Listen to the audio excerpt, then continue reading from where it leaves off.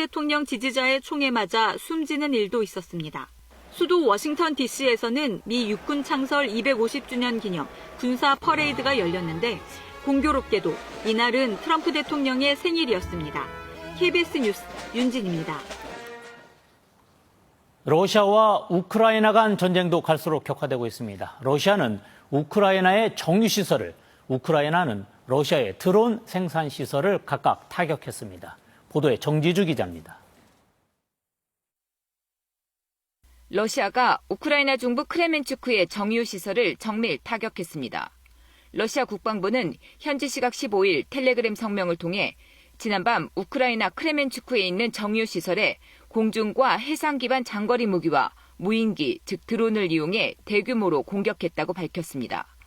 이 시설은 우크라이나 동부 돈바스에 있는 우크라이나 군 부대에 연료를 공급하고 있었다고 덧붙였습니다. 우크라이나 외무부는 소셜미디어를 통해 미사일과 드론을 이용한 대규모 복합 공격으로 주거용 건물과 차량이 손상됐다고 밝혔습니다.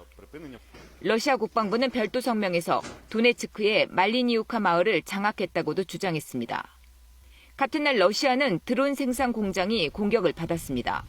러시아 타타르스탄 주지사는 텔레그램을 통해 옐라부가 마을 인근 자동차 공장에 우크라이나 드론 잔해가 떨어져 1명이 숨지고 13명이 다쳤다고 밝혔습니다.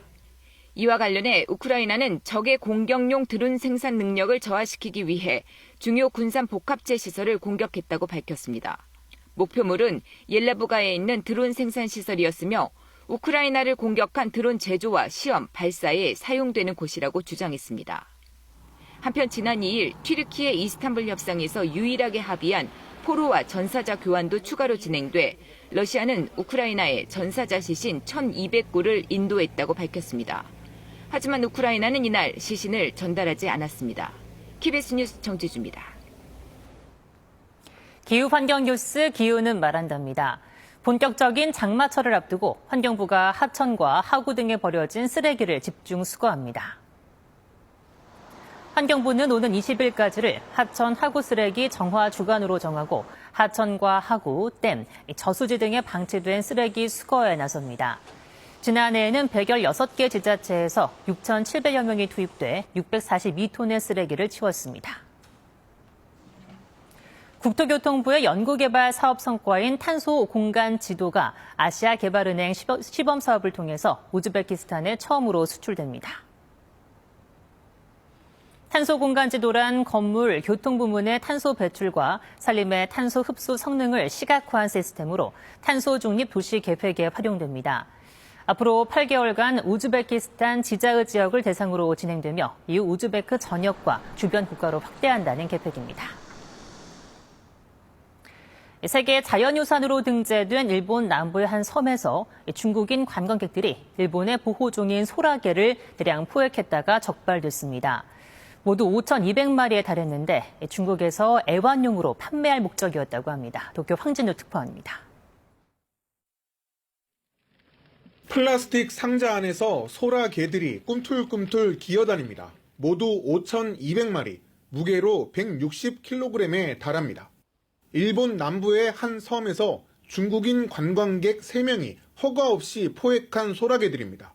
소라개는 일본에서 천연 기념물로 지정된 보호종입니다. 이들의 범행은 짐가방 6개의 보관 부탁을 받은 호텔 직원의 신고로 적발됐습니다. 가방이 지나치게 무거웠고 안에선 바스락대는 소리가 났습니다. でもしその島の貴重な生き物だったら大変なことになるなと思って環境省の方にご連絡してご相談したという形ですね。 사건이 벌어진 곳은 제주도에서 동남쪽으로 610km 정도 떨어진 아마미오 섬. 다양한 생태계와 독특한 고유종으로 4년 전 세계 자연유산으로 등재된 곳입니다. 소라게의 주 서식지 중 한 곳이기도 합니다. 섬 주민들은 크게 놀랐습니다. 明らかに商用目的と思われるようなですね、もう大量の生き物も持ち出されてるんで、島の生き物は持ち出さずに島の中で楽しんでいただけたらなと思います。 소라게는 중국 등지에서 애완용으로 인기가 있어 한 마리에 비싸게는 18만 원 정도에 판매됩니다. 이들 중국인들도 소라게를 판매할 목적으로 섬에 일주일간 머물면서 밤마다 잡아들인 것으로 나타났습니다. 도쿄에서 KBS 뉴스 황진우입니다.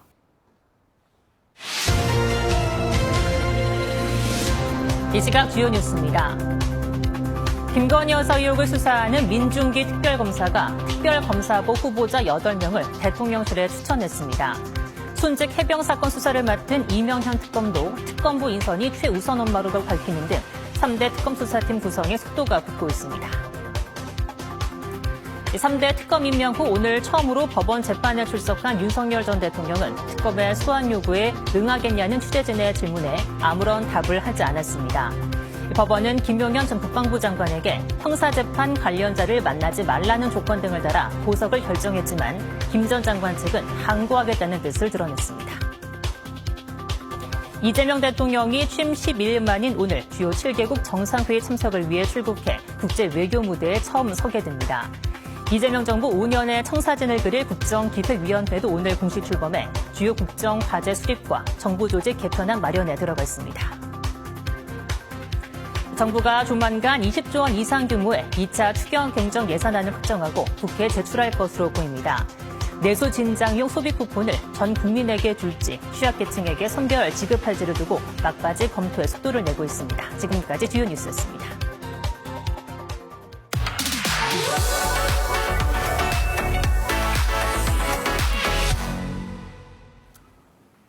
대륙별 대표 축구 클럽들의 대결인 피파 클럽 월드컵이 개막돼 한 달간의 열전에 들어갔습니다. 이번엔 막대한 상금이 걸린 데다 참가팀이 대폭 늘어나면서 어느 때보다 치열한 경쟁을 예고하고 있습니다. 스포츠 취재부 한성윤 기자와 함께 알아보도록 하겠습니다. 어서 오세요. 네, 안녕하세요. 이번 대회 출전팀이 엄청나게 많이 늘었습니다. 그만큼 관심이라든지 이런 부분, 인기 높아졌다는 거 아닙니까? 클럽 월드컵은 예전부터 쭉 존재하던 대회인데 네. 많은 분들이 아시는 것처럼 7개국이 출전하는 그런 대회였거든요. 그런데 32개 팀으로 대폭 늘었습니다. 네. 이렇게 갑자기 팀이 늘기까지에는 엄청난 상금이 있었기 때문에 가능한데요. 네. 피파 월드컵의 2배 이상의 막대한 상금으로 정말 최고의 쩐의 전쟁을 예고하고 있습니다. 네. 이 참가국이나 참가팀이 늘어나는 게 굉장히 쉽지 않은 것이요. 월드컵의 역사를 우리가 한번 돌이켜 본다면 1930년도에 우리 우루과이에서 개막했을 때 13개 나라가 출전했거든요. 네. 그러다가 82년도 스페인 대회에서 24개로 늘어나는데 52년이 걸렸습니다. 그리고 98년 프랑스 대회가 32개국이 됐고요. 그리고 내년부터는 이제 48개국이 되는데 피파 클럽 월드컵 같은 경우는 2000년부터 계속해서 7개 나라였어요. 네. 이게 5대양 6대주 그러니까 6개 대륙 챔피언과 개최국이었거든요. 그런데 2025년에 32개 팀으로 갑자기 늘었습니다. 이렇게 된 배경은 엄청난 상금 때문인데요. 네. 상금이 정말로 어마어마하게 올랐습니다.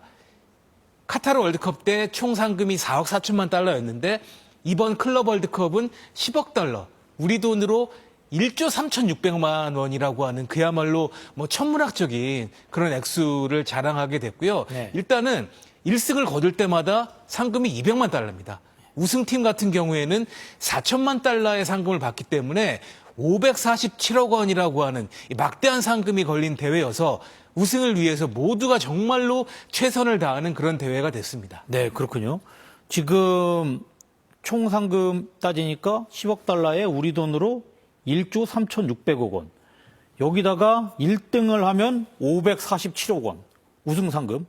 이 상금도 엄청나고 또 이제 다 대표로 나온 거니까 그렇죠. 클럽의 명예도 있고 이런 게임에서 선수들 진짜 엄청나게 치열하게 뛸 수밖에 없겠습니다. 네, 사실은 예전에는 이렇게 시즌 종료 이후에 치러지는 대회에는 몸을 사리는 선수들도 있고 네. 그리고 클럽 같은 경우도 명문 구단이 출전하지 않는 경우도 있었거든요. 그런데 이번에는 그럴 이유가 전혀 없기 때문에 정말로 모두가 우승을 위해서 출전했는데 그 클럽 월드컵에 출전한 팀들의 면면이 정말로 화려합니다. 네. 모두가 다 아는 그런 팀들이 기다리고 있는데요. 먼저 지구방위대라는 별명을 가진 팀, 바로 레알 마드리드죠. 네. 레알 마드리드는 클럽 월드컵에서 5번이나 우승을 차지한 팀이기도 하고 프랑스 출신의 라리가 득점왕 음바페가 있는 팀입니다. 그리고 독일 리그에서 무려 34번이나 우승을 차지한 바이에른 뮌헨도 역시 출격을 하는데요. 네. 손흥민의 동료로 우승을 그동안 못했었던 해리 케인이 독일 득점왕을 차지했고 이번에 또다시 우승에 도전하게 됩니다. 네. 이 두 팀뿐만이 아니라 뭐 지난 대회 챔피언 같은 경우도 당연히 빼놓을 수가 없는데 바로 맨시티입니다. 맨시티는 EPL에서 2번이나 득점왕을 차지한 혼란이 있는 그런 팀이고요. 또 이강인 선수가 있는 무엇보다도 올해 유럽 챔피언스리그 우승팀인 파리 생제르맹에 출전하는데 파리 생제르맹은 현지에서 우승 확률 1위다 이런 평가를 받고 있고요. 네. 팀 자체는 떨어지지만 황제가 또 나옵니다. 바로 리오넬 메시죠. 메시는 지금 미국 마이애미에서 뛰고 있는데 뭐 마이애미는 우승권 팀은 아닙니다만 현존 축구 황제 메시가 있다는 그 사실만으로도 정말로 이번 대회 품격을 높여주고 있다. 이렇게 보면 될 것 같습니다. 네, 지금 뭐 앞서 이강인 선수 이야기도 있었는데 지금 이번 대회에 한국 선수들도 출전을 하는군요. 네, 그렇습니다. 이강인 선수가 출전하고 예. 그리고 바이에른 뮌헨의 김민재 선수가 있습니다. 네. 그리고 중동에서 뛰고 있는 박용우 선수, 미국의 김기희 선수가 출전하고 네. 더 크게는 울산 현대도 출전하기 때문에 네. 우리 선수들이 굉장히 많이 출전한다 이렇게 보면 되는데 네. 이 중에서도 이강인 선수 오늘 새벽 경기에서 골을 터뜨렸습니다. 네. 이강인 선수가 득점에 성공을 했고요. 상대가 어디였냐? 아틀레티코 마드리드라고 해서 스페인 리그에서 3위를 기록하고 있는 그런 팀이거든요. 네. 수비가 강하기로 유명한 팀인데 이 팀을 상대로 파리 생제르맹이 4골이나 퍼부었고 이강인 선수가 페널티킥으로 득점을 했어요. 사실은 이강인 선수가 국대에서는 지금 에이스로 떠올랐습니다만 팀에서는 위상이 좀 떨어졌거든요. 네. 주전 자리를 많이 놓친 상황이었는데 이번 대회에서는 진정한 이강인의 모습을 보여줄 수 있지 않을까라는 생각이 들 정도고요. 김민재 선수는 몸 때문에 대표팀의 소집은 안 됐습니다만 이번 대회 명단에 이름을 올렸고 네. 바이에른 뮌헨이 강팀이거든요. 그렇기 때문에 파리 생제르맹, 바이에른 뮌헨 그러니까 이강인의 팀과 김민재의 팀이 우승을 놓고 다투는 그런 그림도 충분히 그려볼 만하다. 네. 이렇게 보면 될 것 같고요. 네. 또 빼놓을 수 없는 팀이 바로 울산현대죠. 네. 울산현대가 뭐 대한민국에서 K리그 팀으로는 유일하게 이번 대회에 출전하게 됐습니다. 제가 지금 울산 현대 말씀을 하셨는데 지금 K리그에서 팀으로 유일하게 출전한 만큼 매우 의미가 있는 출전이겠습니다. 아주 큰 의미가 있는데요. 일단 K리그 우승 상금이 얼마일 것 같습니까? 얼마입니까? 5억 원입니다. 5억 원이요. 그런데 이번 대회 출전으로 이미 울산현대가 140억 원을 벌었고요. 앞서 전해드린 대로 1승을 거두면 또 엄청난 보너스를 받기 때문에 정말로 최선을 다하는 그런 대회가 될 것 같고요. 울산현대가 객관적인 전력에서는 쉽지 않습니다만 그래도 K리그 대표팀의 자존심을 걸고 이번 대회에 임한다. 이렇게 보면 될 것 같습니다. 울산현대가 이렇게 출전할 수 있었던 건 아시아 챔피언스리그 클럽 2위 자격으로 출전하게 됐습니다. 전북현대는 출전 못하지만 울산현대가 나가게 됐고 울산의 면면을 보면 굉장히 친숙한 이름이 많아요. 바로 조현우 골키퍼가 있고요. 네. 그리고 이청용 선수가 있습니다. 김영권 선수도 있고 이청용, 김영권 선수는 공교롭게도 월드컵에서도 득점을 했던 선수들이기 때문에 이런 국제 경기 경험이 풍부한 선수가 있어서 뭔가 그래도 객관적인 전력의 열세를 딛고 좋은 성적을 낼 수 있지 않을까라는 생각이 들고 김판공 감독 K리그 3연패를 했는데 국제대회 시험 무대다 이렇게 보면 될 것 같습니다. 네. 그런데 팀이 좀 만만치는 않습니다. 같은 팀이 이제 그나마 해볼 만한 팀이 남아공의 썬다운스라는 팀과 1차전 대결하게 되는데요. 네. 이 팀과 수요일 날 첫 번째 경기를 치르게 됩니다. 이 경기를 반드시 이겨야만 16강 진출을 바라볼 수 있는데 네. 뭐 16강에 올라갈수록 상금이 어마어마하게 불어나기 때문에 울산 선수들 정말 최선을 다할 것으로 보이고 2차전, 3차전은 객관적으로 쉽지가 않습니다.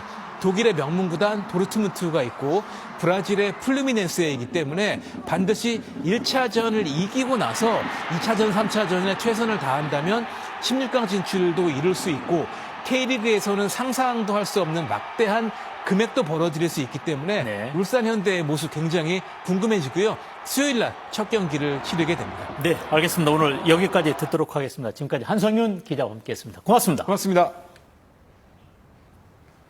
스토킹하던 여성을 살해하고 달아났던 40대 남성이 도주 나흘 만에 경찰에 붙잡혔습니다. 이 남성은 최근에도 피해 여성을 협박해 불구속 상태에서 수사를 받고 있었습니다. 박준우 기자입니다. 지난 10일 새벽 어둠 속에서 한 남성이 가스배관을 타고 아파트 외벽을 오릅니다. 이 남성이 올라간 곳은 아파트 6층. 자신이 스토킹하던 50대 여성이 살고 있던 곳이었습니다.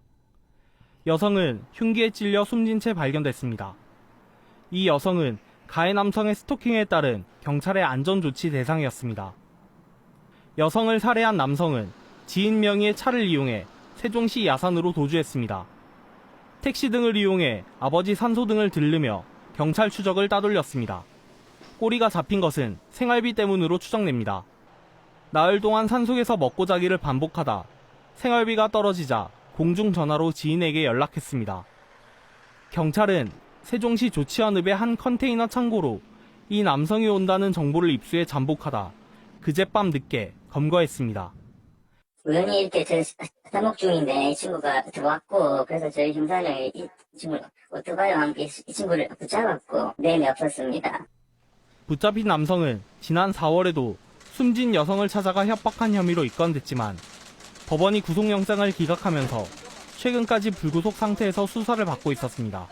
경찰은 범행 동기와 도주 경로 등을 조사한 뒤 어제 이 남성에 대해 살인 혐의로 구속영장을 신청했습니다.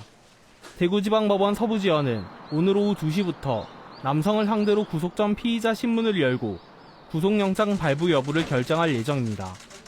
KBS 뉴스 박준우입니다.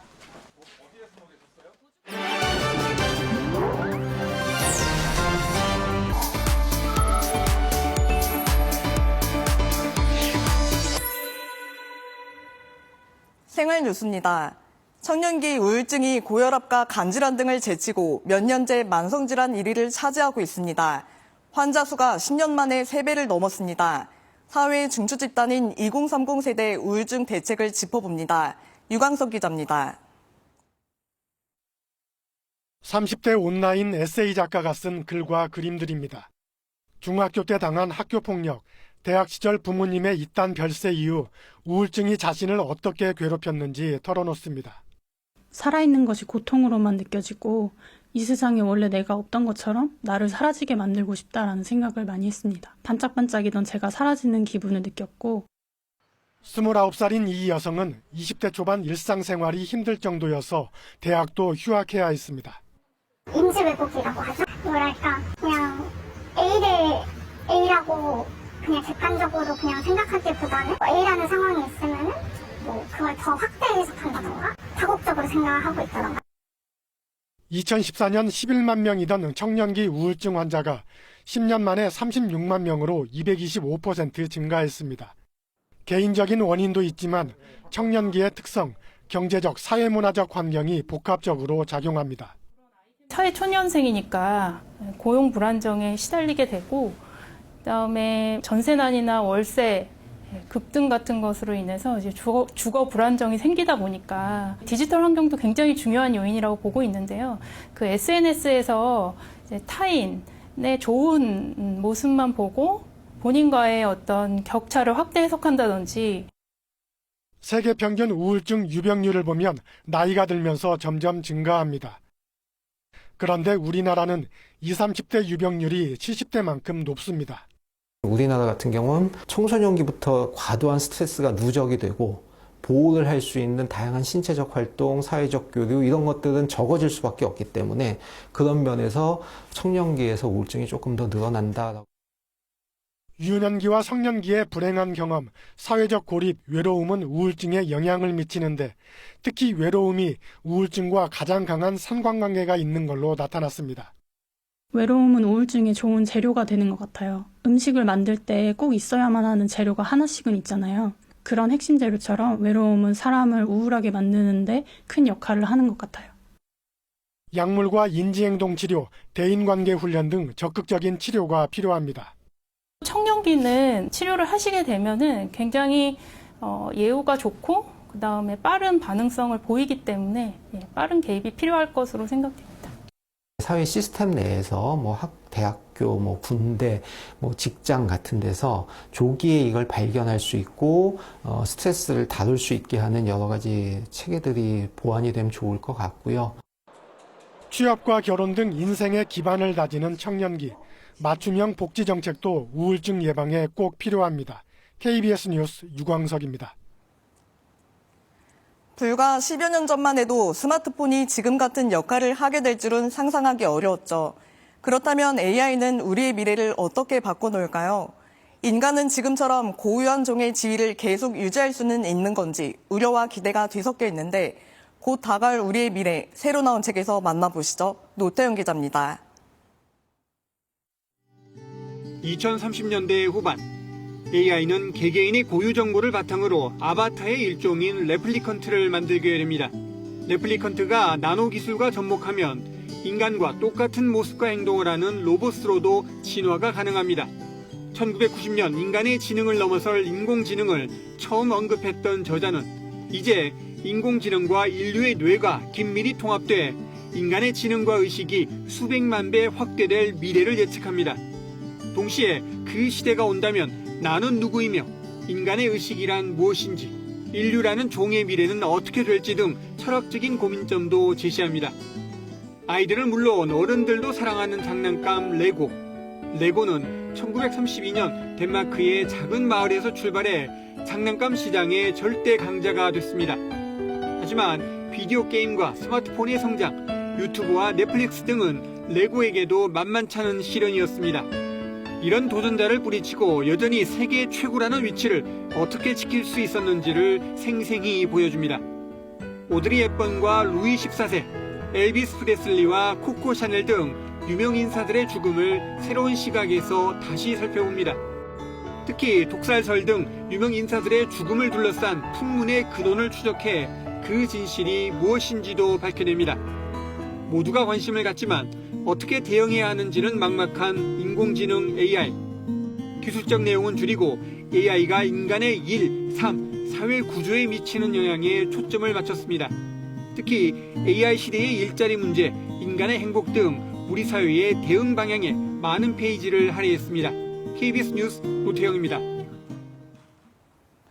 소프라노 조수미 씨가 지난달 프랑스 문화예술 공로 훈장 최고 등급 코망데르를 받은 이후 처음으로 한국 무대에 섭니다. 조 씨는 오늘 오후 서울 중구의 한 호텔에서 제1회 조수미 국제 성악 콩쿠르 수상자 4명, 지휘자 최연성 등과 기자간담회에 참석해 콩쿠르 입상자들을 소개하고 프랑스 훈장을 공개할 예정입니다. 조 씨는 오는 22일 오후 5시 롯데 콘서트홀에서 콩쿠르 입상자들과 함께하는 무대를 앞두고 있습니다. 지금까지 생활뉴스였습니다. 이어서 오늘의 주식시황 KB증권 연결해 알아보겠습니다. KB증권입니다. 국내 증시 변동성이 큽니다. 코스피는 10포인트 가까이 하락하다 다시 상승세로 돌아섰고 코스닥 시장도 비슷한 흐름 보이고 있습니다. 주말 미국 증시는 이스라엘과 이란의 확전 우려에 일제히 하락했습니다. 중동 지정학적 긴장이 고조되며 국제유가는 7%대 급등한 가운데 인플레이션 압박도 위험 회피 심리를 자극했는데요. 반도체 지수는 2.6%대 하락했고 반면 방산과 에너지 관련주는 강세였습니다. 한편 6월 소비자 심리지수 예비치는 6개월 만에 반등하며 시장 예상치를 크게 상회했습니다. 1년과 5년 기대 인플레는 소폭 하락했습니다. 이 시각 현재 코스피는 22.23포인트 상승한 2,916.85에 코스닥은 4.3포인트 오른 773.16에 거래되고 있습니다. 업종별 흐름 살펴보면 건설업종 강세입니다. 코스피 시장에서 개인은 순매수를, 외국인과 기관은 팔고 있습니다. 한화시스템 신고가를 기록하는 등 방산주 흐름 좋고 두산 에너빌리티를 비롯한 원전주, 건설과 전력설비주 강세입니다.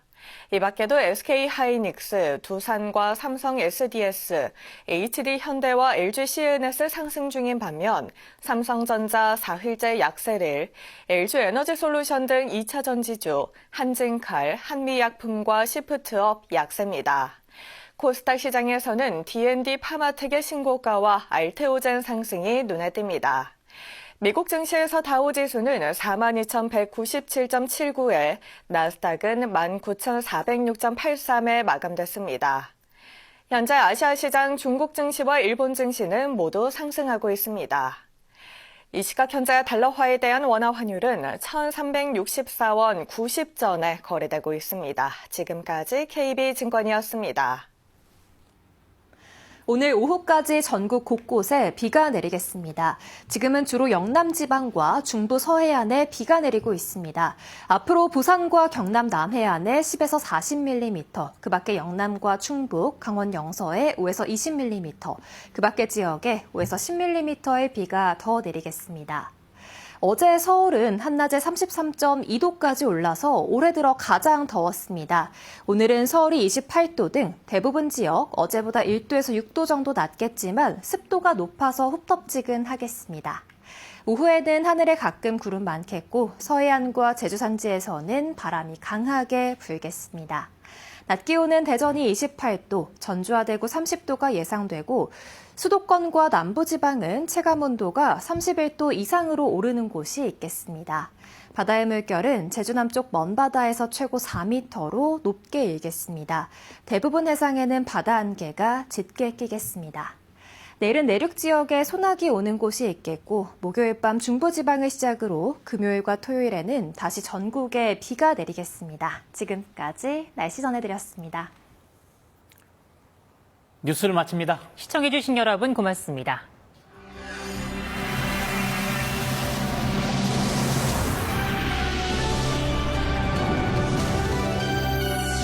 집중호우로 인한 침수 피해 예방 요령 알려드립니다.